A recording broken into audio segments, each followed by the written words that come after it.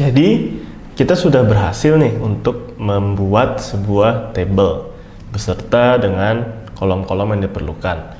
Selanjutnya kita juga perlu tahu bagaimana kalau kita ingin menghapus tabel tersebut. Karena ya anggaplah ini tabel ada yang kita buat sebagai backup, kemudian setelah backup ini selesai, kita tidak perlukan lagi, kita bisa hapus tabel tersebut.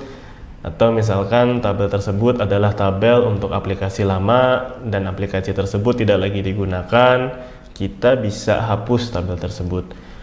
Untuk dapat menghapus tabel, kita bisa gunakan script drop table teacher. Atau kita juga bisa gunakan GUI, kita klik kanan, terus remove. Kita bisa lihat bahwa kalau kita klik kanan di tabel guru yang tadi kita sempat buat, itu ada opsi delete. Nah, perlu diingat bahwa delete ini adalah sebuah tindakan yang tidak dapat dikembalikan. Kita tidak bisa seperti di komputer kita mungkin ya, di Windows itu kita delete, nanti dia akan masuk ke recycle bin, kemudian kita undo, kita Ctrl Z, dia akan kembali ke posisi sebelumnya. Nah, itu tidak berlaku untuk di SQL, di mana untuk yang sudah kita delete atau kita drop, dia tidak dapat dikembalikan. Jadi kita misalkan ingin menghapus tabel guru ini, kita bisa buka di script, kemudian kita gunakan database sekolah, kita eksekusi, kita juga bisa lakukan drop table guru, kita eksekusi. Nah, kalau kita lihat di sini,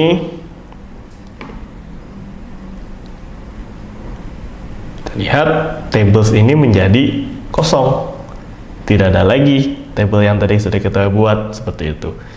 Dan ya, itulah cara untuk menghapus table, dan kita tidak ada opsi untuk mengembalikan kembali data yang sudah kita hapus tadi.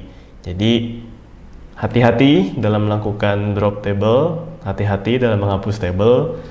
Kalau misalkan kita ingin supaya data ini tersimpan gitu ya, kita bisa lakukan backup kecil. Backup kecil ini misalkan kita punya table teacher gitu ya di database sebelah, kita bisa klik kanan, di sini ada export. Dan export ini kita bisa bikin di SQL misalkan.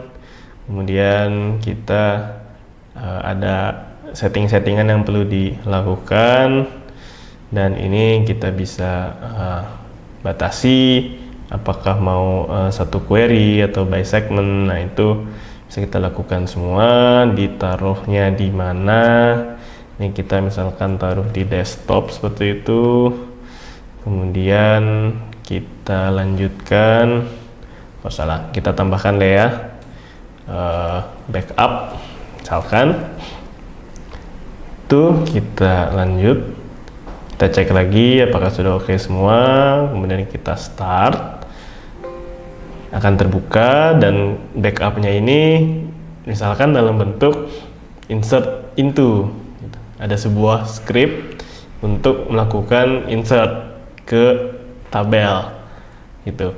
Nah, jadi kalau kita hapus dan ternyata sudah terhapus gitu ya, kita bisa masukkan lagi data yang terhapus tadi dari statement dari script SQL ini. Seperti itu adalah salah satu opsi.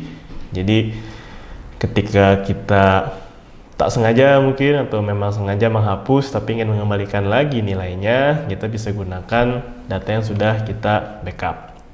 Tapi sekali lagi hati-hati, karena untuk menghapus menghapus table itu tidak dapat dikembalikan ke kondisi sebelum dihapus, sehingga harus sangat hati-hati.